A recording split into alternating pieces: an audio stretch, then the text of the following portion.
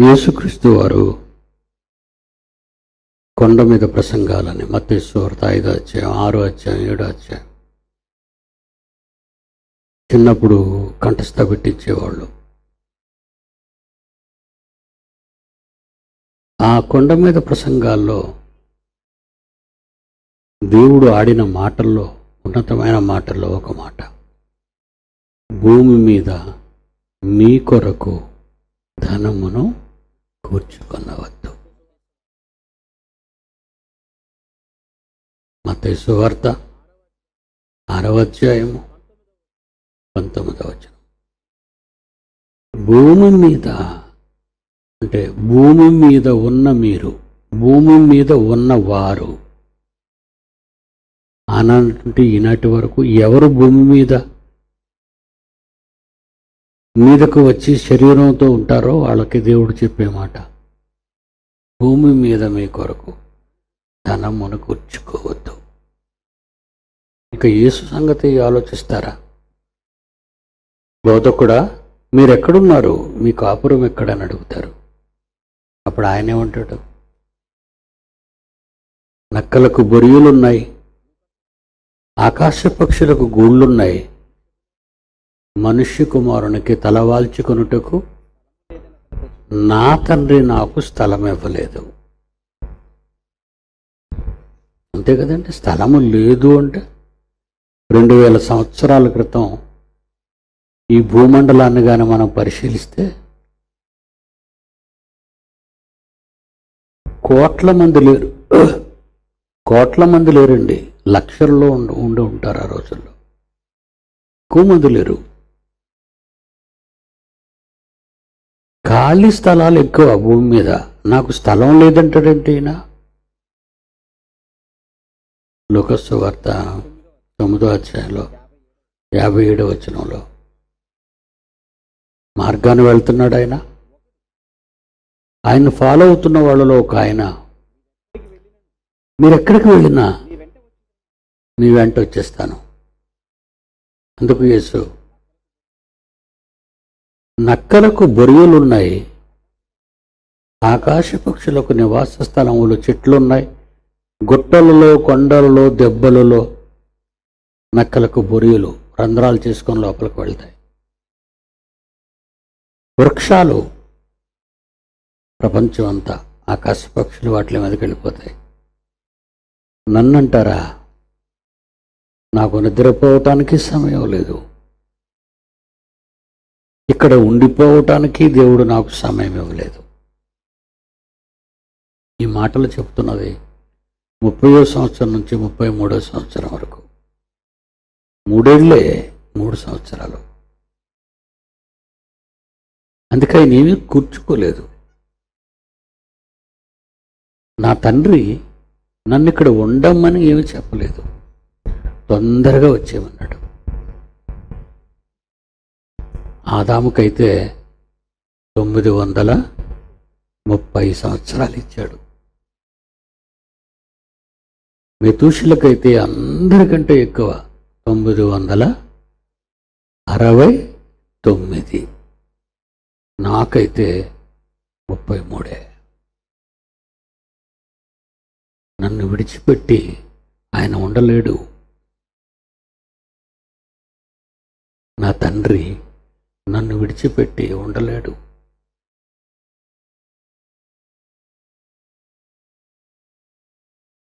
ఆయన్నే కాదు, ఈ మైదానంలో కూర్చున్న ప్రతి ఒక్కరిని, ఆరిన నేల మీద బ్రతుకుతున్న 750 కోట్ల మందిని ఆయన ఎవరిని విడిచిపెట్టి ఉండలేడు.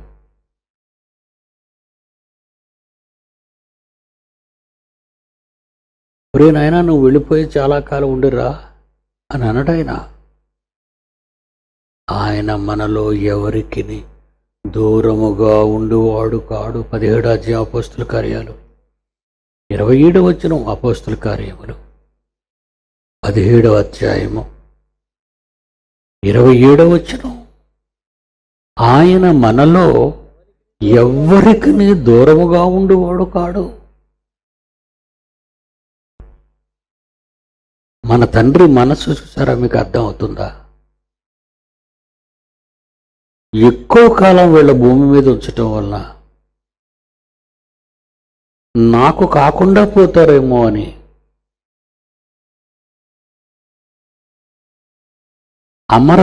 అమరుడుగా జీవించవలసిన ఆదామవ్వలు 1000 సంవత్సరాల జీవితంతోనే అంతమైపోయారు.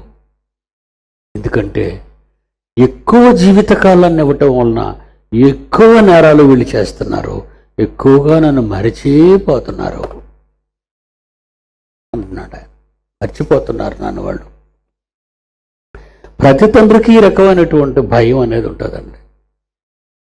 భర్త విదేశాలకు వెళ్ళి ఉద్యోగం చేస్తున్నప్పుడు ఎన్నో సమస్యలు మరి కొంతమంది ద్వారా నేను విన్నాను. ఏమంటే మా ఆయన వెళ్ళి 10 ఏళ్ళు అయింది, ఇప్పటి వరకు ఒక ఉత్తరం కూడా రాయలేదండి.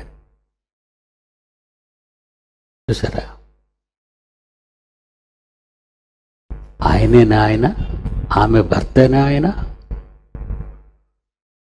మరికొంతమంది చెప్తారు, ఏమండి ఆయన నన్ను చూడకుండా ఉండలేరండి, నాతో మాట్లాడకుండా ఉండలేరండి. ఏది ఈ లోకంలో గొప్ప ప్రేమని మీరు అనుకుంటారు? దేవుడు కూడా మనలో ఎవరికి దూరంగా ఉండేవాడు కాదట. ఆయన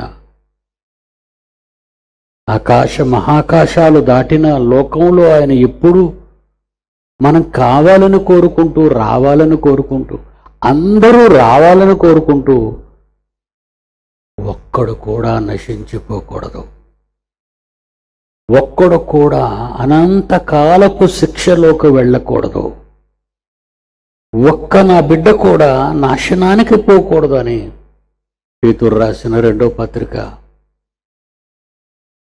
3వ అధ్యాయము 9వ వచనం. పేతురు రాసిన 2వ పత్రిక 3వ అధ్యాయము 9వ వచనం. ఎవడును నశింపవలనని కోరుకోకుండా అందరూ మారు మనసు పొంది నా దగ్గరికి రావాలి. అందరూ, నా పిల్లలందరూ నా దగ్గరికి రావాలి. తరతరాలకు నా పిల్లలకు నేనే నివాస స్థలం కావాలి. తరతరాలకు నా పిల్లలకు కన్నీరు లేకుండా, కష్టాలు రాకుండా, రోగాలు అనేవి లేకుండా, నిత్యము అమరత్వంతో, నిత్య యవ్వనంతో జీవించాలి నా పిల్లల దగ్గర. ఎవరు నశింపవలని నిశ్చయింపక అందరూ మారు మనసు పొందవలనని కోరుకుంటున్నాడు. ఆయన కోరుకుంటున్నాడు. మనసు మార్చుకుంటారా ప్లీజ్ అంటున్నాడు ఆయన. పిల్లలారా, మనసు మార్చుకుంటారా, మనసు మార్చుకోండి, మీరు నాకు కావాలి. అందరూ మారు మనసు పొందవలనని కోరుచున్నాడు. ఒక్కడు కూడా నశించిపోకూడదు. నశించిపోవటం అంటే నిత్యాగ్నిదండ, అనంతకాలపు శిక్ష. అందుకే భూమి మీద మీ కొరకు ధనము కూర్చుకోకండి. ఒకవేళ మీరు కూర్చుకున్నారు అనుకోండి, ఏమవుద్ది? ఇక్కడ చిమ్మిట తినివేస్తుంది, తుప్పు తినివేస్తుంది, దొంగలు కన్నము వేస్తారు. పరలోకమందు మీ కొరకు ధనము కూర్చుకోండి. ఆ ధనము కూర్చుకోవటానికి భూమి మీద మీరు చేసేదే పుణ్యకార్యం అన్నాడు దాన్ని. పరలోకమందు ధనము కూర్చుకోవాలి. ఇక్కడి నుంచి మనం అమెరికా వెళ్ళాం అనుకోండి, మన దగ్గర ఒక 2 లక్షల రూపాయలు ఉన్నాయనుకోండి. మరి అమెరికా ఉట్టి చేతులతో వెళ్తామా చూడడానికి వెళ్ళేటప్పుడు? అమెరికా వెళ్ళాలంటే 2 లక్షల రూపాయలు ఇండియన్ మనీ, ఇండియన్ కరెన్సీ. అవన్నీ మనం ఫ్లైట్ ఎక్కే ముందు చాలా కౌంటర్లు ఉంటాయి, బ్యాంక్ కౌంటర్లు ఉంటాయి. ఫారెన్ ఎక్స్చేంజ్, విదేశీ ద్రవ్యం మార్చబడును, ధనము మార్చబడను విదేశాలు పోయేవాళ్ళకి. అప్పుడు మనం 2 లక్షల రూపాయలు మన ఇండియా మనీ మనం వాళ్ళకి ఇస్తే, 2000 రూపాయల నోట్లు, 500 రూపాయల నోట్లు, 100 రూపాయల నోట్లు ఇస్తే, డాలర్స్ అమెరికాలో ఏదైతే చెల్లుబాటు అవుతుందో ఆ అమెరికా వారి ధనం, డబ్బు, కరెన్సీగా ఈ 2 లక్షల్లో మార్చేసి డాలర్ రూపంలో ఇస్తారు. అమెరికాలో దిగిన తర్వాత మీరు ఏదో ఒక 100 రూపాయల నోటు తీసి కాఫీ అంటే చల్లదంటారు వాళ్ళు. భూమి మీద ఇవన్నీ మీకు తెలుసు, భూమి మీద ఇవన్నీ తెలుసు మీకు. మరి అమెరికా వెళ్ళాలనుకుంటే అక్కడికి రమ్మని నీకు అనుమతి ఇచ్చే ఒక కుటుంబం, ఒక మేనేజ్మెంటు, ఒక గవర్నమెంట్ నీకు ఒక పత్రాన్ని ఇవ్వాలి. అదే వీసా అంటారు దాన్ని. నువ్వు రావచ్చు. వాళ్ళు రమ్మన్నారని నువ్వు వెళ్ళిపోవడానికి ఈ దేశం కూడా నీకు ఒక పాస్పోర్ట్ ఇవ్వాలి, వెళ్ళొచ్చు. భారతదేశం వెళ్ళొచ్చు అనాలి, అమెరికా దేశం రావచ్చు అనాలి. అలా అని పంపేయగానే ఎక్కడికి వెళ్ళి పడిపోతావు? పిలవగానే ఎక్కడికి బయలుదేరిపోతావు? డబ్బు కావాలి, విమాన ప్రయాణం చెయ్యాలి. ఒక దేశము నుండి మరొక దేశానికి వెళ్ళటానికి మనిషికి ఇంత ఇబ్బంది ఉంటే పరలోకానికి ఎలా వెళ్తావు? అనంతకాల ఆనందాన్ని ఎలా పొందాలనుకుంటున్నావు? భూమి మీద చాలా డబ్బు సంపాదించుకున్నాడు. ధనవంతులు అంటారు వీళ్ళని. భూమి మీద ధనం మీకుండదు. 64 కోట్లు జయలలితది. 64 కోట్లు వదిలేసి వెళ్ళిపోయింది. తీసుకెళ్తుందా? తీసుకువెళ్ళదు.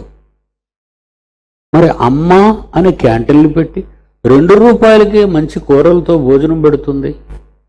ఇది పుణ్యకార్యం అనుకోకండి. తన పరపతిని పెంచుకోవటానికి, తన అధికార పీఠాన్ని నిలబెట్టుకోవటానికి, ప్రజల గుండెల్లో ప్రజలకు సహాయపడే వ్యక్తిగా వాటర్ దేవుళ్ళు అని ప్రజలను అంటూ ఉంటారు వీళ్ళు. వాటర్ దేవుళ్ళు, మనం అట దేవుళ్ళు అంట. ఓటు వేసి గెలిపిస్తే సీఎం అయిపోయి కూర్చుంటుంది సింహాసనం మీద. ఆ తర్వాత మనం ఎప్పుడు వెళ్ళినా ఇక్కడ లేదంటారు.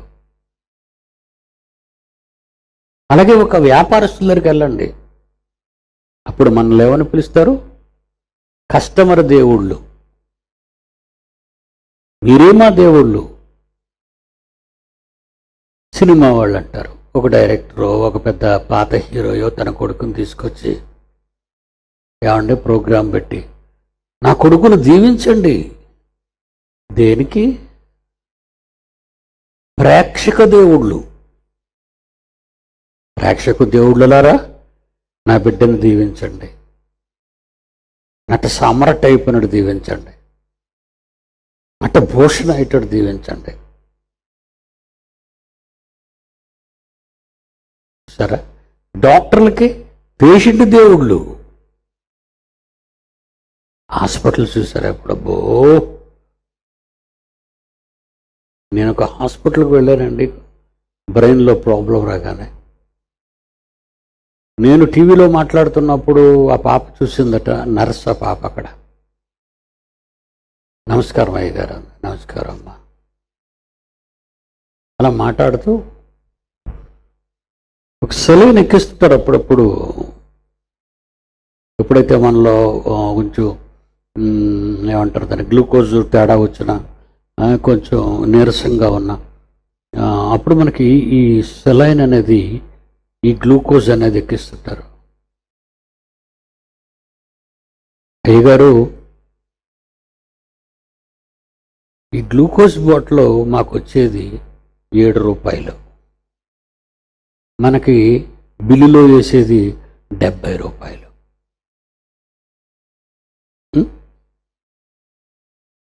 నమ్ముతారా? నమ్మాలి. అంత మోసం కదండి, అంత ఫ్రాడ్, అంత ఫ్రాడ్ అండి. భూమి మీద మీ కొరకు ధనం కూర్చుకోకండి. ఇక్కడ కూర్చుకుంటే ఏమవుతుంది? దొంగలు కన్నం వేస్తారు. దొంగలెవరు? ఎవడో రాత్రిపూట వచ్చి తలుపు తిప్పుకొని పడుకుంటే ఇంట్లోకి వచ్చి పట్టుకెళ్ళిపోయాను కాదు, దొంగలు పట్టపగలు బనలు దోచుకుంటారు. ఏమంటే దోపిడి దొంగలండి వాళ్ళు. ఏదైనా వస్తువు కొనడానికి వెళ్ళామనుకోండి, ఎంత వేస్తారు దాన్ని? అందులో ఈ మధ్యకాలంలో అండి బట్టలు మాత్రం విపరీతంగా ఎక్కడ చూడండి బట్టల షాపులోనండి, మాల్స్. అంటే మీరు బజార్లో కొన్న 50 రూపాయల చీర 500 రూపాయలు రేటు పెడతాడు అక్కడ. అక్కడ మోసం, పాలలో మోసం, పంచదారలో మోసం, మందులలో మోసం, బట్టలలో మోసం. మనిషికి అవసరమైన ప్రతి అవసరాలలోనూ మోసపూరితమైన కార్యక్రమం. ఇకపోతే మధ్య కొత్త పద్ధతి మొదలెట్టారు. ముందు మీకు రోగం వచ్చే పరిస్థితి కల్పిస్తారు. దానికి ఉదాహరణ సిరియా మీద బయోలాజికల్ బాంబు ఒకటి విడిచిపెట్టింది అమెరికా. అంతకుముందు ఉగ్రవాదులు విడిచిపెట్టారు వాళ్ళ మీద, సిరియన్స్ మీద. ఆ తర్వాత అమెరికా విడిచిపెట్టింది. ఈ మందుల్లో ఉన్న ప్రభావం ఏంటో తెలుసా? తొందరగా సోకిన వాళ్ళు వెంటనే చచ్చిపోతారు, ఆలస్యంగా సోకిన వాళ్ళు నెమ్మదిగా చచ్చిపోతారు. ఈ నెమ్మదిగా చచ్చిపోయిన వారి కొరకు మందులు ఎప్పుడో రెడీ చేసి ఉంచుతారు ఆ దేశానికి ఎగుమతి చేయడానికి. అంటే దీనివల్ల రోగాలు రప్పిస్తారు, ఆ రోగాలు తీయడానికి మందులు చేస్తారు. అంతా మోసం. భూమి మీద మీ కొరకు ధనాన్ని కూర్చుకోకండి. ఇక్కడ దొంగలు కన్నం వేస్తారు, చిమ్మిటి తినివేస్తుంది. అంటే మన చుట్టూ ఉన్న వాళ్ళే మనల్ని తినేస్తారు. అంతే కదండి.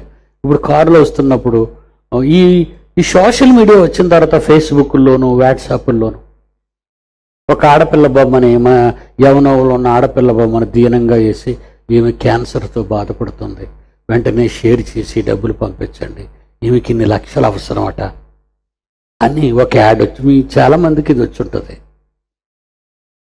సోషల్ మీడియాలో వాట్సాప్లో 99.9 అన్ని ఫేక్ న్యూస్, అబద్ధపు వార్తలు. నమ్మకండి.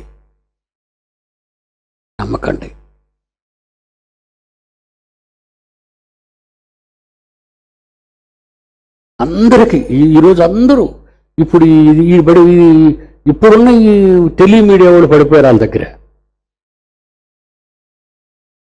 మీకు అర్థమైందా? ఇంచుమించు 30 లక్షల వరకు దండేసుకున్నారు. ఉత్తునే, దానికి ఏ క్యాన్సర్ లేదు. మన వాళ్ళు ఎలాంటి వాళ్ళు? ప్రజలు గొర్రెలండి బాబు. గొర్రెలు అని దేవుడు సాధు జంతువులుగా, బుద్ధి కలిగిన వాయిగా, అమాయక జంతువులుగా, నిస్వార్థపరమైన జంతువులుగా, త్యాగపూరితమైన జంతువులని గొర్రె పిల్ల అని ఆయన శంకలెట్టుకున్నాడు ఆయన. నేను గొర్రెలకు మంచి కాపరిని అని. మనుషులేం చేశారు? అమ్మమ్మమ్మ వీళ్ళు గొర్రెలు కాదు, వీళ్ళు బర్రెళ్ళంటోళ్ళు, వీళ్ళు మనం దారుణంగా దోచుకుందామని. అబ్బా, ఏమి దోచుకుంటున్నారండి. ఒక విచిత్రమైన నాకు ఇది వచ్చిందండి. పతాంజలి, ఎవరండి ఆయన గారి పేరు? స్వామి గారు రామ్దేవ్. నిజంగా ఆయన ఎన్నో వనమూలికలు, ప్రకృతిలో ఉన్నవాటి అన్ని రకరకాలన్నీ చూపించి, ఏంటి ప్రకృతి వైద్యాన్ని అని, ఇక పళ్ళు తోకునే పల్లప్పుడు దగ్గర నుంచి స్నానం చేసే సబ్బు వరకు రకరకాలైనవన్నిటినీ నిజంగా ఆల్ ఓవర్ ఇండియా. ఒకసారి స్వామి గారిని చూడండి, ఏమనుంది చదవండి ఆయన. ప్రపంచానికి యోగా, ఆయుర్వేద వైద్యం చేస్తున్నట్టు చెప్పుకున్న పతంజలి ఇంగ్లీష్ వైద్యం చేయించుకుంటున్నాడు చూడండి. అదండి, ఇంగ్లీష్ మందులు వాడే ఒక ఆయన్ని నేను అడిగానండి. అంటే బామర్ది అవుతాడండి. ఏనైనా మరి ఈ పతాంజలి గురించి నీ అభిప్రాయం? అబ్బాయి మరి దాని గురించి మీరు చెప్పకండి, వండర్ఫుల్ అండి అన్నాడు. ఆయన అన్న 20 రోజుల తర్వాత ఈ న్యూస్ వచ్చింది. ఇది నిజమా అబద్ధమా? అది కూడా డౌటేనండి. ఇక్కడ ఇందులో కూడా మాయ ఉంది. ప్రతి అణువులోనూ కూడా మాయ ఎలాగ అంటు పెడుతూనే ఉంటుందండి. దేవుని పిల్లలారా, అందుకే దేవుడు మీకు ఒక మాట చెప్పమన్నాడు. అపోస్తుల కార్యాలు 2వ అధ్యాయంలో, మూర్ఖులకు ఈ తరము వారికి మీరు పక్కకు వచ్చేయాలి. అపోస్తుల కార్యాలు 2వ అధ్యాయం 40వ వచనం. మూర్ఖులకు తరము. మీ చుట్టూ ఉన్న వాళ్ళు ఎవరో తెలుసా? మూర్ఖులకు తరము. మీరెవరు? వాక్యము తెలిసిన దేవుని పిల్లలు, సత్యమురెరిగిన దేవుని పిల్లలు, సత్య సంబంధులు, దేవుని కాపుదలలో ఉన్నవారు, దేవుని భద్రతలో ఉన్నవాళ్ళు. అదే కదండి వాక్యం అంతా వింటున్నాం. మూర్ఖులకు ఈ తరము వారికి మీరు వేరైపోవాలి. వాళ్ళ మధ్య ఉన్నారా, మీరు కూడా మలినమైపోతారు. మోషే కాలంలో ఏమండి కోరాహు తిరుగుబాటు చేశాడు, తెలుసు కదా. ఏంటి మోషే అంటే నాయకుడు, ఆయన దగ్గరికి అనేటి ఆత్మ వచ్చి చెప్తుంది, నేను కూడా నాయకుడిని, నా దగ్గర కూడా ఆత్మ వచ్చి చెబుతుందని ఇశ్రాయేలీయులు ప్రజల్ని తిరుగుబాటు చేయించాడు మోషే మీద. ఏమంటే మనుషులు ఏమిటంటే కానిది ఎవడు చెప్పినా ఎగనిస్ట్ కదా, మనకు చాలా వినాలనిపిస్తుంది. ఇది చెప్పకముందు మీ కరెంట్ అఫైర్ కూడా చెప్తానండి. ఒక కుర్రోడు మన చంద్రబాబు గారి మీద, ఆయన కుమారుడు లోకేష్ మీద, ఆయన కోడల మీద ఫేస్బుక్లో ఒక న్యూస్ పెట్టాడు. వాళ్ళకి భిన్నంగా, వాళ్ళ కుటుంబానికి భిన్నంగా, పొలిటికల్గా. వెంటనే అండి 24 గంటల్లో మూసేశారు. ఏనన్నా గుంటూరు రవికిరణ్ ఆ కుర్రుడు, ఇంటూరు ఏ జిల్లానైనా? గుంటూరు జిల్లానా? గుంటూరు జిల్లా.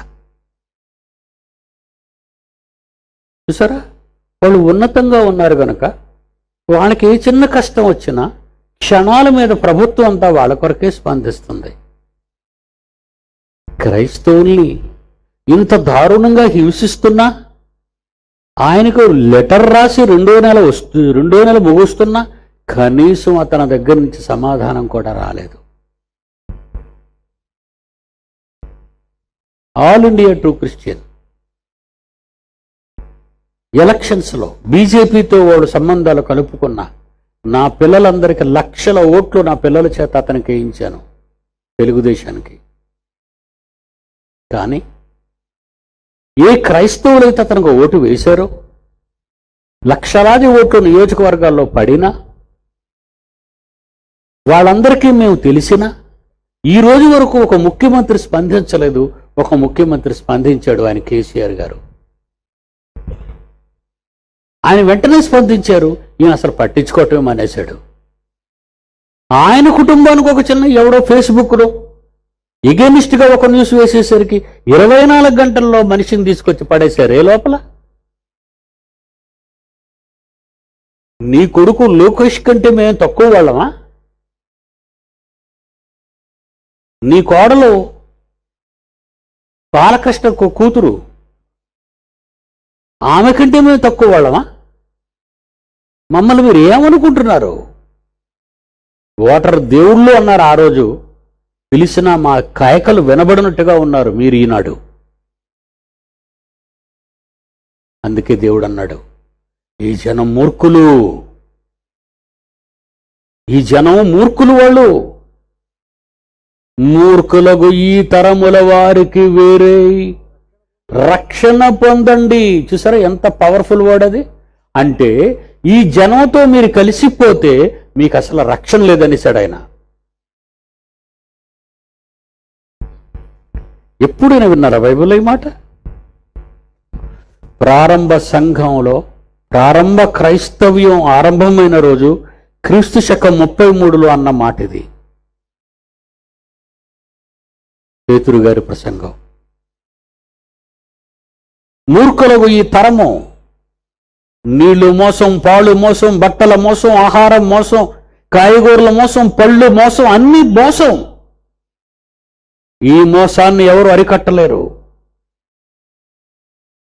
అమాయక జనం చెడిపోతున్నారు. వాళ్ళని ఎవరు కాపాడుతారు? తినడానికి తిండి లేక, కట్టుకోవడానికి గుడ్డలు లేక, ఉండడానికి గుడిసె లేక ఎంతమంది దారిద్ర్య రేఖ కిందకు అలమటించిపోతున్నారో ఎవరండి పట్టించుకుంటున్నారు? అడిగిన వాడు మంచివాడు కాడు. అడిగిన వారు దేశాన్ని గౌరవించటం లేదు. అడిగిన వాడు పెద్దలను గౌరవించటం లేదు. సుప్రీంకోర్టు చీఫ్ జస్టిస్గా రిటైర్ అయ్యిండు ఒక ఆయన, మార్కండేయులు గారు. సుప్రీంకోర్టు చీఫ్ జస్టిస్ మార్కండేయులు గారు ఏమన్నారో ఒక్కసారి మీరు చూడాలండి.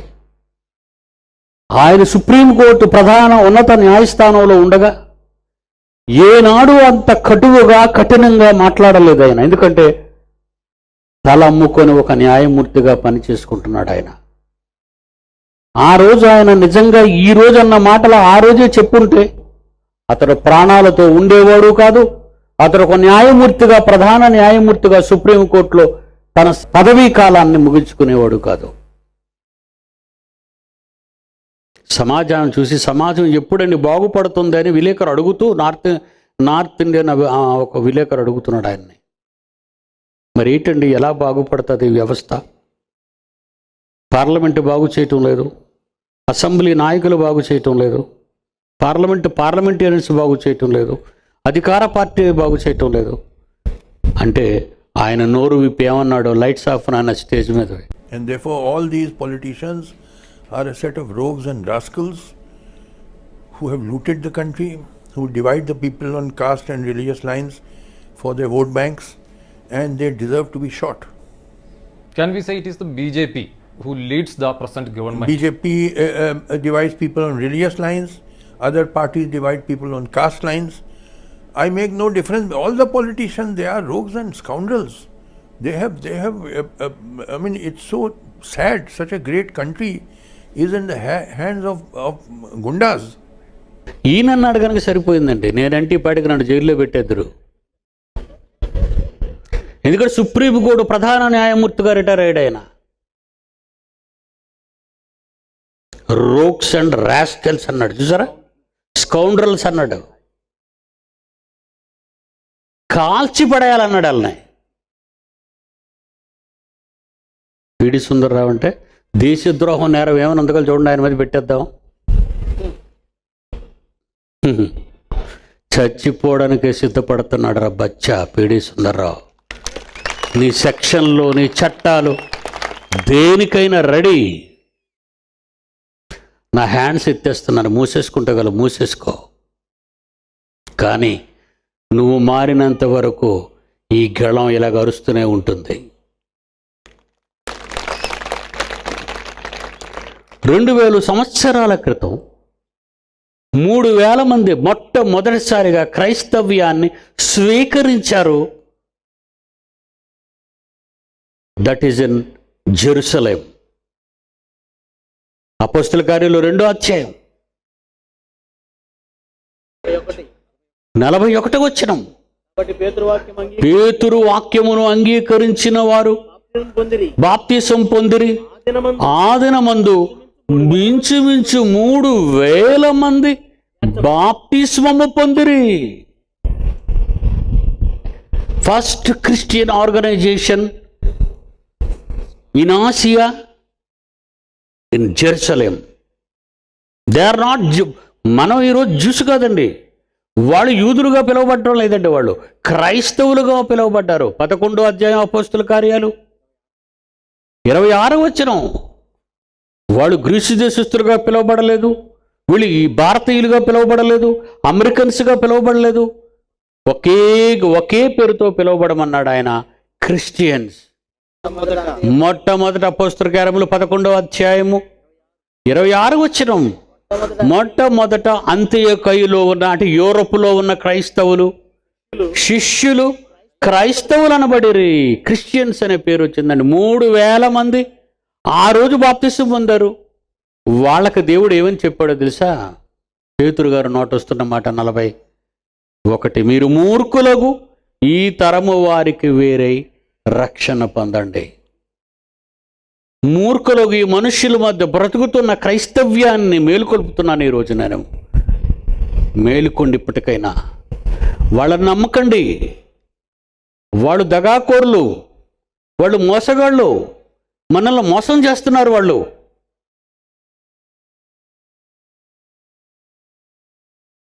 భూమి మీద మీ కొరకు ధనమును కూర్చుకోకండి. ఇక్కడ దొంగలున్నారు. దొంగలు ఎవరనుకున్నారు? రాత్రులు వచ్చి కొట్టేసేవాళ్ళు కాదు, నీ ఎదురుగానే పెద్ద మనుషులుగా తిరుగుతున్న వాళ్ళే మోసగాళ్ళు. ఈ వ్యవస్థ నీకు సరిపోదు.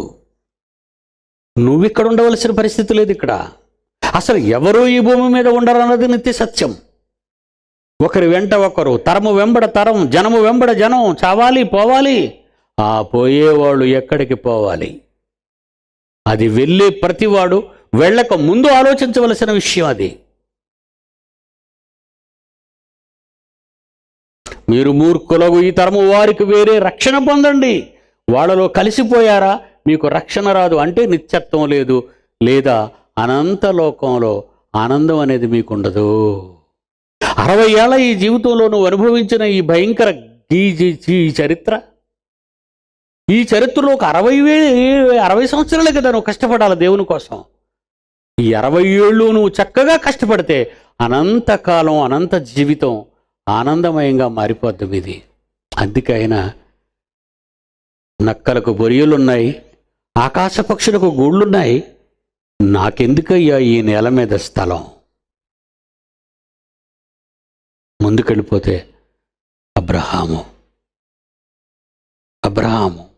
విశ్వాసులకు తండ్రి పాలస్తీనా దేశాన్ని ఇచ్చేశాడు అతనికి. యోర్దాను నదీ ప్రవాహంలో, యోర్దానుకు ఇరువైపులా ఉన్న భాగం మధ్యధరా సముద్రానికి తూర్పున ఉన్న అతి సారవంతమైన నేలండి ప్రపంచంలో. For your information, any agricultural scientist is there. తెలుసుకోవలసిన మొదటి విషయం, ప్రపంచ భూభాగాలన్నిటిలో మధ్యధరా సముద్రానికి తూర్పునున్న పాలస్తీనా, ఈరోజు Damascus, Lebanon, Syria, Israel, Jordan, ఈ భాగాలు, టెల్ అవీవ్, డెమాస్కస్, ఇవన్నీ కూడా సారవంత పాలస్తీనా దేశంగా పిలువబడింది. అది అక్కడ నేల పంట ఒక ద్రాక్ష గెలను 2 మనుషులు మొయ్యాలి. అదండి నేల సారం. వైఎస్ రాజశేఖర్ రెడ్డి గారు మరి ఇజ్రాయెల్ ఎందుకు వెళ్ళారో మీకు తెలుసు. ఆ నేలలో ఉన్న సారాన్ని ఆంధ్రప్రదేశ్ శాస్త్రవేత్తలకి తీసుకుని వెళ్ళాడు ఆయన. ఆ సారాన్ని ఎలా మనం తెచ్చుకోవాలి అనే అనేక పరిశోధనలు చేయించాడు ఆయన అక్కడికి వెళ్ళిన తర్వాత. రాజశేఖర్ రెడ్డి గారు ప్రపంచంలోని అన్ని దేశాల ఈ శాస్త్రవేత్తలు ఆ నేలకు వచ్చి ఆ నేల సంగతి చూస్తున్నారు. ఇకపోతే ఈ మధ్య కాలంలో కొంతమంది ఆ మృత సముద్రం దగ్గర, అక్కడే కదండి మృత సముద్రం, ఆ మృత సముద్రం దగ్గర నా నల్లటి నేలను 1 కేజీ 2 కేజీలు తెచ్చుకొని మీకు పొట్లాల కింద కూడా అమ్మేస్తున్నారట. అది కూడా పెద్ద ఇన్ఫర్మేషన్ వచ్చింది. అవి ఏం కొనకండి. దేవుళ్ళలోకి వచ్చామని చెప్పుకొని పొట్లాలు అమ్ముకొని బతుకుతున్నారు వాళ్ళు. అక్కడ నేలంత సారవంతమైనది ప్రియులారా. అలాంటి నేలను ఎవరికి ఇచ్చాడో తెలుసా? అబ్రహాముకి. అబ్రహాము, నువ్వు కాలు పెట్టిన ప్రాంతం అంతా నీకు ఇస్తున్నాను, తీసేసుకో అన్నాడు. ఆయన ఏం చేశాడు? గుడి చేసుకున్నాడు అక్కడ. అబ్రహాము ఏం వేసుకున్నాడు అక్కడ? గుడారము. అక్కడ తాటి చెట్లు లేవో, తాటి కమ్మలు లేవో, వదిలేయండి, టెంట్ వేసుకున్నాడు ఆయన. ఏ అంత స్థలం ఉంటే కోట కట్టించొచ్చే. ఈరోజు మనకు ఎంతోమంది దేశంలో నాయకులుగా, పెద్ద మనుషులుగా చలామవుతున్న కాశ్మీర్ నుంచి కన్యాకుమారి వరకు మన భారత తెలివైన వారిని ఒకసారి చూడండి. న్యూస్లో వస్తుంటుంది. అతని కుర్చీ బంగారం, అతని చెంబు బంగారం, అతని గ్లాసు బంగారం, అతని టేబుల్ బంగారం, అతని బాత్రూమ్ బంగారం. ఎప్పుడూ సద్దాం గారు బంగారం బాత్రూమ్ కట్టించుకున్నాడు, $200 కోట్ల అనుకున్నాం. ఇండియాలోనే వీళ్ళు బాత్రూములు బంగారంతో కట్టించుకున్నారు. స్పూన్లు బంగారం, ప్లేట్లు బంగారం, గ్లాసు బంగారం, మీ నాన్నగారు సైకిల్ తొక్కేవారు కదా, ఇంత బంగారం నీకు ఎలా వచ్చిందని పార్టీ అడగదా? ప్రభుత్వాలు అడగవా? అప్పుడప్పుడు నాకు వచ్చే డౌట్ అండి ఇది. ఏమండి, కోటాను కోట్ల సంపద తెచ్చుకుంటున్నావు నువ్వు. ఇండియా దేశంలో ఎన్నో ఇండియన్ బ్యాంక్స్ ఉన్నాయి. ఇక్కడ నీ డబ్బు దాచుకోకుండా విదేశాలలో నువ్వు డబ్బు దాచుకుంటున్నావు. దేశ సోదర సోదరీమణులు దోచుకున్న సొమ్ముని నీ భారతదేశంలోని నీ బ్యాంకులలో దాచకుండా విదేశీ బ్యాంకుల్లో కోట్లు నిల్వ చేసుకుంటున్నావంటే ఈ ఎవడబ్బు సొమ్ము నాయన ఇది? మూర్ఖులకు ఈ తరము వారి నుండి అందుకే మిమ్మల్ని వేరవమంటున్నాను. ఓట్లకు వచ్చేవాళ్ళకి ఓటు తీసుకెళ్లి లైన్లో నిలబడి వేసేయకండి. మీ దగ్గర ఎవరు నియోజకవర్గంలో నిలబడ్డారో ఆ నియోజకవర్గంలో నిలబడిన వ్యక్తి గురించి నాకు చెప్పండి. నా పిల్లలందరికీ 8 రాష్ట్రాల్లో all India true Christian council ఉంది.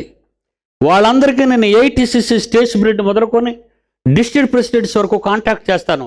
ఆ వ్యక్తి మంచివాడా కాదా అని. ఆ వ్యక్తి మంచివాడు కాకపోతే మీరు డబ్బులు తీసుకోకూడదు, వాడి ధనాన్ని ఆశించకూడదు. అలాంటి వాళ్ళకి ఓటు వేయడానికి కూడా మీరు వెళ్ళకూడదు. దొంగలు ఊర్లు పంచుకున్నట్టుగా ఈరోజు మనం నమ్మిన వాళ్ళే మనల్ని గొంతుకొస్తుంటే ఏం చేస్తున్నాం? భూమి మీద మీ కొరకు ధనము కూర్చుకొనవద్దు. వెళ్ళిపోయింది ఆమె. 64 కోట్లు ఇక్కడ వీళ్ళు కొట్టుకొని చచ్చిపోతాను. ఎవడో ఈ మధ్యన కూడా వచ్చేటట్టు నేనే కొడుకునని. ఆహా, బ్రతికినంత కాలం నేను అమ్మని అనిపించుకోలేదు, బ్రతికినంత కాలం ఒక ఇంటి ఇల్లాలు అనిపించుకోలేదు, బ్రతికినంత కాలం ఆమె కష్టాలన్నీ చెప్పుకొని హాస్పిటల్ పాలై చచ్చిపోయిపోతే వీడెవడండి ఎప్పుడు పుట్టుకొచ్చాడు గాలికి? దొంగలండి, దొంగలు వాళ్ళంతా. అలా అని మనవాళ్ళు మన రక్తం అనుకుంటున్నారా? చాలా భయంకరం. నీ తండ్రిని నీ యేసుని తప్ప పిడి సుందర్రావును కూడా నమ్మకండి. ఎప్పుడు ఏదైనా గెలం వేశాడని కూడా మీకు వద్దు. ఒకటి నమ్మవలసింది మీ కన్న తండ్రి, 2 మీరు చదవవలసింది దేవుని వాక్యం, మీకు ముద్ర వేయబడిన పరిశుద్ధాత్మ దేవుడు. ఈ భూమి మీద నీకున్న గైడ్ 66 పుస్తకాలతో కూడిన మహావేద గ్రంథం.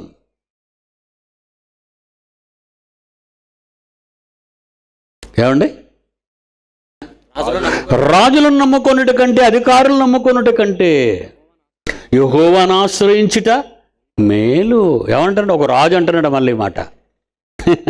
ఆయన రాజు కనుక ఆయన మీదే వేసుకున్నాడు ఆయన. కీర్తనల గ్రంథం 118వ అధ్యాయము, కీర్తనల గ్రంథము 118వ అధ్యాయము 9వ వచనము, రాజులను నమ్ముకొనుట కంటే యెహోవాను ఆశ్రయించుట నీ కన్న తండ్రి ఆయన. యెహోవా అనగానే పరాయివాడు అనుకోకు. నీ స్పిరిచువల్ ఫాదర్. ఆ స్పిరిట్ నుంచే వచ్చావు నువ్వు, బయటికి విడిపోయావు. జీవవాయువుగా ఆదాము మంటి ఘట్టంలో శవమైన మట్టి శరీరంలోకి వచ్చి నరుడు జీవించు ఆత్మయ్యాడు అనిపించాడు.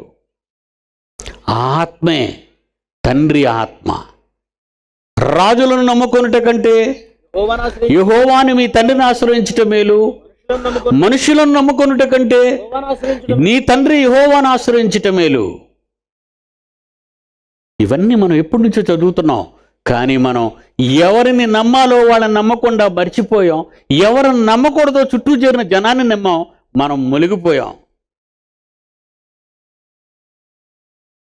దేవుని పిల్లలారా, మీ ఆస్తిని ఆశించి నేను రాలేదండి ఇక్కడికి. మిమ్మల్ని ప్రేమించి వచ్చాను, నా కన్న తండ్రిని ప్రేమించి వచ్చాను. ఎందుకంటే 68 సంవత్సరాలు ఇప్పుడు నాకు. మరికొంతకాలంలో నేను వెళ్ళిపోవలసిన టైం ఉంది. మరి వెళ్ళిపోవాలి, ఆయన పిలవాలి, ఆయన నిర్ణయపు తేదీ రావాలి. అందుకే పౌలు అంటున్నాడు, నేను వెడలిపోయి క్రీస్తుతో కూడా ఉండాలని అనుకుంటున్నాను, కానీ నేను శరీరమందు నిలిచిండుట. ఫిలిప్పీలకు రాసిన పత్రిక 1వ అధ్యాయం 24. నేను శరీరమందు నిలిచిండుట మిమ్మును బట్టి అవసరమై ఉన్నది. మిమ్మును బట్టి మరి అవసరమై ఉన్నది. భూమి మీద బ్రతుకుట క్రీస్తే, చావైతే లాభం. అలానే నేను వెడలిపోవాలి అనుకుంటున్నాను. కానీ మీరున్నారుగా, అనాథులుగా, ఏ జ్ఞానం లేకుండా, పరలోకపు మహాజ్ఞానం అందుబాటులో లేక అలమటించిపోతున్న 350 కోట్ల మంది ప్రపంచ క్రైస్తవులు నంబరింగ్ అది. ప్రపంచంలో ఒక్కొక్క దేవుణ్ణి నమ్మిన వారి జాబితాలు కానీ మనం తీస్తే 750 కోట్ల మంది ప్రపంచ జనాభాలో అత్యధికమైన జనాభా 350 కోట్ల మంది క్రైస్తవులు. మరి వాళ్ళందరికీ బైబిల్ తెలుసా? తెలీదండి. అందుకే 68 ఏళ్ళు వచ్చినా ఈ ముక్త కంఠంతో నా గుండె అలసిపోతున్నా, నా శరీరం సహకరించకపోయినా మీ దగ్గరికి రావాల్సి వచ్చింది. చెప్పాలి, ఉంచాడు గనక చెప్పాలి. ఈ శరీరములో నేను ఉన్నంత కాలం క్రైస్తవులైన మీకు మహాజ్ఞానాన్ని చెప్పి రేపటం న్యాయం అన్నాడు మరొక అపొస్తలుడు. పేతురు రాసిన 2వ పత్రిక 1వ అధ్యాయం, 2వ పత్రిక 1వ అధ్యాయం 13-14 వచనములు, మన ప్రభు అయిన యేసు నాకు సూచించిన ప్రకారము పేతురు, నా గుడారములు త్వరగా విడిచిపెట్టు. నువ్వు తొందరగా శరీరాన్ని వదిలేయాలి అని అడుగుతున్నాడట యేసుక్రీస్తు. నువ్వు నీ గుడారాన్ని, నీ శరీరాన్ని వదిలి వచ్చేయి నాయనా. ఈ గుడారంలో ఉన్న నేను ఈ గుడారములో అయితే నేను వెళ్ళిపోయా, తొందరగా వచ్చేయమంటున్నాడు ఆయన. తొందరగా వచ్చేయమంటున్న యేసుక్రీస్తు మాటకు లోబడిన అపొస్తలుడైన పేతురు, అయితే కొంతకాలం ఆగయ్యా, ఈలోగా నేను ఓవర్ టైం చేస్తాను. ఈ గుడారములో నేను ఉన్నంత కాలము, ఈ శరీరములో నేను ఉన్నంత కాలము ఈ సంగతులు, మీరు మాకు చెప్పిన సంగతులు, మీరు వ్రాసి ఇచ్చిన సంగతులు జ్ఞాపకము చేసి మిమ్మును రేపుట న్యాయమని ఎంచుచున్నాను అంటున్నాడు క్రైస్తవ్యాన్ని. అలాగని నేను చచ్చిపోతే మిమ్మల్ని ఎవరు ఏమి చేయరనుకుంటున్నారా? నా తర్వాత రాబోయే వారసులు వస్తారు, అందులో ఒక పీడి సుందర్రావు అనేవాడు కూడా ఉంటాడు.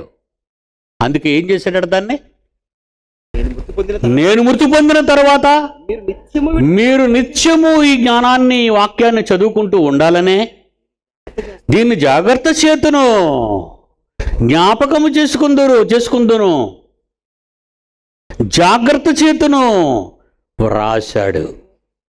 బైబిల్ రాయబడింది మోషే నుండి, ఆదికాండం, మోషే నుండి చివరి పుస్తకం ప్రకటన, 66వ పుస్తకం జెబెదయి కుమారుడైన యోహాను వరకు 42 మంది మహాభక్తుల చేత వ్రాయబడిన మహాజ్ఞాన గ్రంథం, జాన్ గూటన్బర్గ్ ద్వారా మొట్టమొదట అచ్చు యంత్రం మీద కనిపెట్టబడిన గ్రంథం, జీవ గ్రంథం, పవిత్రమైన మీ చేతిలో ఉన్న హోలీ బైబిల్. ఇది ఎవరు చదువుతున్నారండి? నేర్పిస్తున్నారా? ఎంటెక్ చదవరా? బీటెక్ చదవరా? మెడిసిన్ చదవరా? ఇంజనీరింగ్ చదవరా? బైబిల్ చదవరా? మన వాళ్ళు ఎంత గర్వంగా చెప్తారు తెలుసండి, లోక జ్ఞానమును దేవుడు వెర్రితనముగా చేసి ఉన్నాడనే మాట విని కూడా మా వాడు మరి ఎంటెక్ అయిపోయిన తర్వాత అమెరికాలో హ్యాపీగా ఉన్నాడండి. అమెరికాలో హ్యాపీగా ఉన్నాడా? ట్రంప్ తగులుతున్నాడు ఇప్పుడు అక్కడి నుంచి అందరినీ. రేపొద్దు నీ కొడుక్కి రావచ్చు అది. అది అలా ఉంచు. 60-70 ఏళ్ళు ఈ భూమి మీద అక్రమార్కుల మధ్య జీవించే ఈ జీవితం, జానడ పట్ట కోసం 60 ఏళ్ళు నింపాలనే తపన పడిపోయే నీ జీవితం, 60 ఏళ్లతే పాప పుణ్యం అనే సంగతిని మర్చిపోయిన మీరు అనంతకాలపు శిక్షలోకి వెళ్ళిపోవడానికి సిద్ధపడిపోతున్నారన్నమాట. ఏమండి పాప చెబుతుంటే అండి, ఏమండి నా సలహా చెప్పమంటారా? పాటిస్తారేమో అని. తెలుగు భాష కానీ ఇంగ్లీష్ భాష కానీ చదివినంత వరకు, మాట్లాడినంత వరకు చదివించండి. ఆ తర్వాత బైబిల్ చదివించండి, బైబిల్ నేర్పించండి. అందుకే ప్రతి మండలంలోనూ ప్రతి జిల్లాలోనూ కళాశాలను ప్రారంభించాను. మీ ఇంటికే వచ్చేస్తారు చదువుకొని, మహాజ్ఞానులుగా మారిపోతారు. మన చుట్టూ ఉన్న ఈ అక్రమార్కుల వ్యవస్థను మారుస్తారు వాళ్ళు.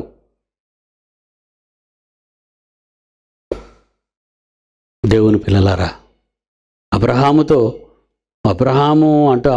మాట్లాడుతూ ధనవంతుడు నరకంలో ఉండి పాప చెప్పింది, పిల్లలు చెప్పారు, పిల్లలందరూ చెప్తున్నారు.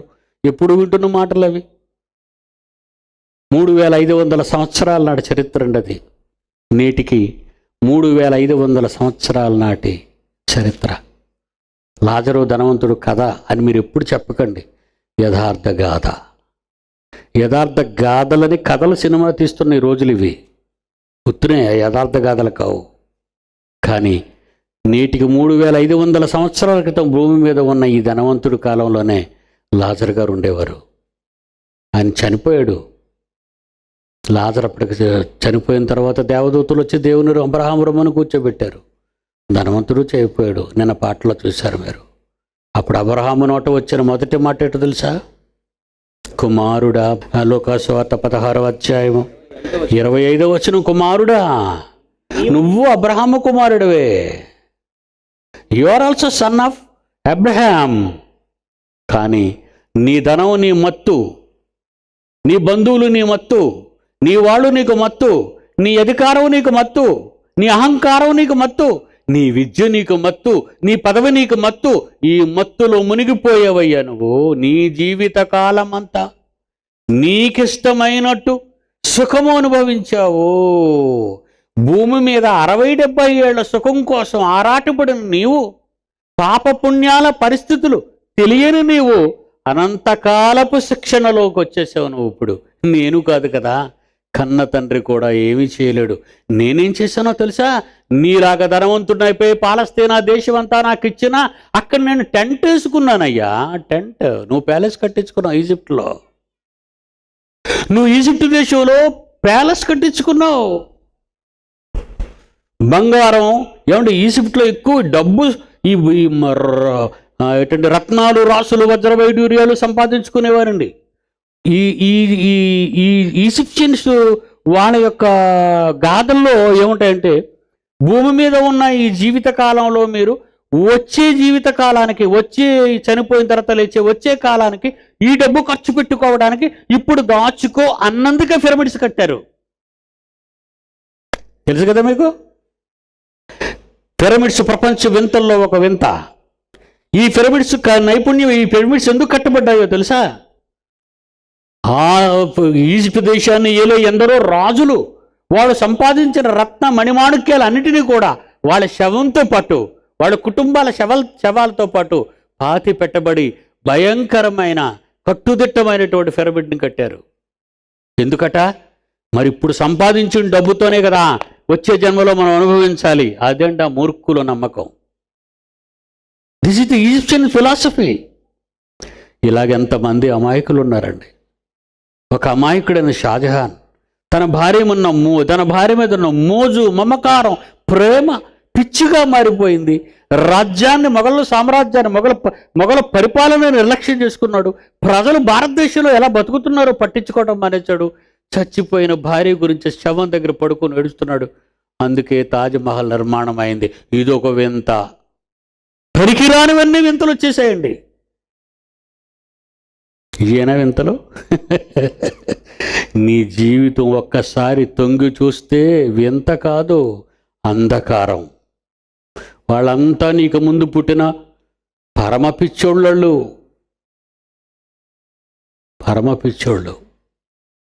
మూర్ఖులకు ఈ సమాజం, మూర్ఖులకు ఈ మనుష్యులు, అజ్ఞానంతో కూడుకున్న ఈ లోకంలో ఉన్న సందర్భాలను బట్టి మీరు నడవకూడదు. మీ జీవితాలని నడిపించకూడదు. 66 పుస్తకాలతో వ్రాయబడిన మహాజ్ఞాన గ్రంథం ఏ రహస్యం దాచిపెట్టలేదండి. మనకు దేవుడు చూపించాడు, వెలిగించాడు. దీనికోసం మనం బ్రతకాలరా. ఆ లోకం కోసం వెళదాం. వచ్చే లోకం గురించి, వచ్చే జన్మ గురించి తమ నిధినిక్షేపాలన్నీ పిరమిడ్స్లో దోచుకున్న ఈజిప్షియన్ లాంటి వాళ్ళు కాదండి, కాకూడదు మనం. ఆ లోకంలో భూమి మీద మీ కొరకు ధనము కూర్చుకొనవద్దు, అక్కడ చిమ్మిట తుప్పును తినివేయును అని దొంగలు కన్నము వేసి దొంగిలెదరు. ఇంకేమన్నాడు తర్వాత మాట ముగించుకుందాం. పరలోకమందు మీ కొరకు ధనము కూర్చుకొనండి. మరి పరలోకంలో ధనం కూర్చుకోవాలంటే ఏం చేయాలండి? విదేశాలు వెళ్ళే ముందు, విమానం ఎక్కే ముందు నీ ఈ దేశం డబ్బు ఎలాగైతే మార్చుకుంటున్నావో, ఈ లోకం నుండి నువ్వు నిత్యము ఆనందించే అనంత లోకానికి, అనంత కాలంలో ఆనందపడడానికి వెళ్ళే నీవు పుణ్యకార్యాలు ఈ జీవితంలో జీవించినంత కాలం దేవుని కార్యక్రమాలంటూ ఏ ఉన్నాయో వాటికే నీ బంగారం ఇచ్చేయి, నీ డబ్బు ఇచ్చేయి, నీ ఆస్తి ఇచ్చేయి. ప్రారంభ సంఘాన్ని మీరు ఆలోచిస్తే బర్నబా మిగులు భూమి గలవాడై ఉండి తన భూమిని అమ్మి ఆ వెలంతా తెచ్చి అపోస్తుల పాదాల దగ్గర పెట్టారని ఉంది. అబ్రహాము తను ఈ లోకం తనకు స్థిరమైంది కాదని గుడారాలు కట్టుకొని పాలస్తీనా దేశంలో సారవంతమైన నేలకు రారాజుగా ఉన్న అబ్రహాము గుడారాలలో ఉండి పునాదులు గల ఆ పట్టణము కొరకు ఎదురు చూస్తూ ఉన్నాడని చదువుకున్నారు. హెబ్రీయులకు రాసిన పత్రిక 10వ అధ్యాయము 34వ వచనం చివరిగా, ఏలయనగా మీరు ఖైదులో ఉన్న వారిని కరుణించండి. అంటే దేవుని వాక్యము చెప్పనీయకుండా బంధింపబడిన వారు ఖైదులో ఉన్నవారంటే, సాతాను వాళ్ళని బంధించింది, దేవుని వాక్యం వినకుండా బంధించింది. ఖైదులో ఉన్న వారిని కరుణించండి అంటే సెంట్రల్ జైలుగా నడిపోగలరు. దేవుని వాక్యం అందకుండా చెరలో ఉంచింది సాతాను జనాన్ని. ఆ చెర తీసేయాలి వాళ్ళకి. పాపం అనే బంధువు నుండి వాళ్ళని విడిపించాలి. యేసు రక్తం వల్ల జరుగుతున్న రక్షణ కార్యక్రమాన్ని వివరించాలి. పుణ్యకార్యం మీకు మరి శ్రేష్టమైన స్థిరమైనది స్వాస్యమును ఉన్నదని ఎరిగి మీ ఆస్తి కోల్పోవుటకు సంతోషంగా ఒప్పుకోండి భూమి మీద. ఎందుకంటే ఇది మీది కాదు. ఒకవేళ నువ్వు వదిలేసినా ఎవడో కూడా తీసేసుకుంటాడు అది. కాబట్టి ధైర్యమును విడిచిపెట్టకుడి. దానికి ప్రతిఫలముగా గొప్ప బహుమానము మీకు అనంత లోకములో అనంతకాల జీవితం ఆనందమయంగా మారిపోతుంది మీ తండ్రితో. కాలం చాలా తక్కువ. కాలము కొంచెము నిద్ర మేలుకొని వేళవాలి. దేవుని పిల్లలారా, పాపం అనగా పుణ్యం అనగా తెలియని అమాయక జనం ఈరోజు ఎలా వెంపర్లాడి చెడిపోతున్నారో మీకు తెలుసు. క్రైస్తవులుగా మీరు మాత్రం ప్రతి పైసా మీ కళ్ళ ముందు దేవునికి అది ఉపయోగపడుతుందా లేదా అన్నది కూడా మీరు చూడాలి. అనవసరంగా మీరు డబ్బులు ఇచ్చేసి పర్వాలేదు దేవునికి ఇచ్చేసారు నువ్వు అనుకుంటే సరిపోదు. ఆ డబ్బు దేవుని కొరకు ఉపయోగపడుతుందా లేదా అని మీ 2 కళ్ళతో మీరు సాక్ష్యంగా ఉండాలి. అదే దేవుని కొరకు ఉపయోగపడేది. దానికే 100 ఫలిస్తారు. మీరు అక్కడ అన్నాడు 100 ఫలిస్తారు. కళ్ళు మూసుకొని ప్రార్థన చేసుకుందాం. ప్రేమ కలిగిన మా తండ్రి, మీ పిల్లలకు మీ మాటలు వినిపించానయ్యా. మాటలలోని సారాన్ని, బైబిల్లోని సత్యాన్ని, బైబిల్ చరిత్రలోని వీరుల గాథలను మీ పిల్లలకు వివరించారు. మీ పిల్లలు విని మరచేవారు కాకుండా లోపల నాటబడి ఫలించేవారుగా వారిని దీవించండి. వెళ్తున్నారు క్షేమంగా తోడుకొని వెళ్ళండి. ముఖ్యంగా జగైపేటలో ఉన్న పిల్లలు, చిన్న పిల్లలు, చిన్న కూలీనాలే చేసుకున్న పిల్లలు ఈ పట్టణాన్ని ప్రేమించి అనేక మందికి మహాజ్ఞానాన్ని ప్రకటించాలి అనే ఆలోచనతో ఎన్నో కష్టాలు అనుభవించి తమ త్యాగాలను చూపించి ఈ మహాకార్యక్రమాన్ని మీకు వన్నె తెచ్చేటట్టుగా చేశారని మీకు తెలుసు నాయన. అనంతకాలపు ఆశీర్వాద ఆ నంబర్లో, ఆ సీరియల్ నంబర్లో నీ పిల్లలను పెట్టండి. యేసునామాన్ని ప్రార్థన అడుగుచున్నాము తండ్రి. ఆమేన్. మన తండ్రైన దేవుని ప్రేమ, కుమారుడైన యేసుక్రీస్తు వారి కృప, పరిశుద్ధాత్మ దేవుని అన్యోన్య సహవాసం సదాకాలం మనందరికీ తోడై నడిపించును గాక. ఆమేన్.